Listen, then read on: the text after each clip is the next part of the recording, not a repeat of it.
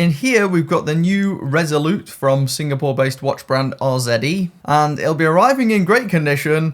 It won't be leaving that way. That's because we're going to be scratching it to bits on our upcoming watch case scratch test video on the Ben's Watch Club channel. I'm keen to see how it compares to the previous version of the Resolute, which I reviewed a couple of years back. Yeah, let's dive right in. Yeah, this one I already partially opened by accident, forgetting to remove my address. But here we go. Definitely new packaging. I've not seen this before. This goes together with the updated branding, which I think looks pretty decent. Let's take a look. Some nice cheesy slogans. And yeah, very different packaging this time. And it looks like some sort of pleather watch pouch.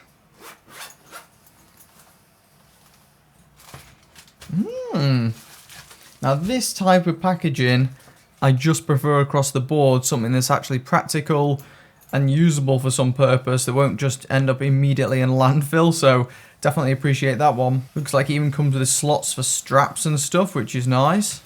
And here is the new version of the Resolute. They've certainly packed it well. There we go. As you can see, they've sent me this pretty vivid yellow version, which I've got to say I quite like, especially with the dial texture. I do think this model looks better than the previous gen Resolute, which was, I don't know, the dial at least was a little bit vanilla perhaps, but this one certainly isn't. At least from arm's length, it looks like they've improved the surface of the dial too, or maybe it's just the colour, but whatever it is, it just looks great from a distance. As you can see, we've got that kind of angular case going on.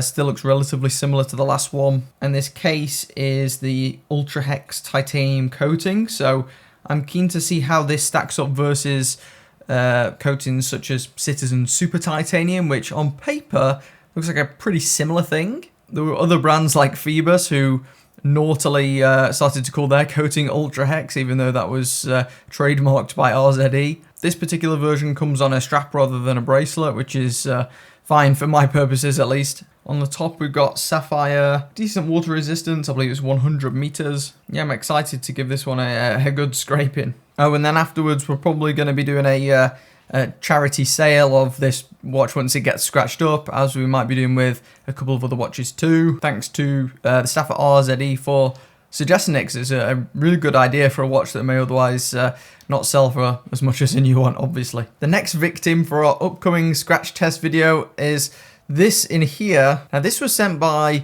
Sinn, or Sinn, I'm not sure exactly how to pronounce it, but yeah, it was difficult for me to get hold of obviously one of their watches to scratch up, given that it's thousands of pounds, but they've kindly sent across what's supposedly like a demonstration station for their TEGIMENT coating, which is good enough for me, really good enough for what we need it for. So let's take a quick look.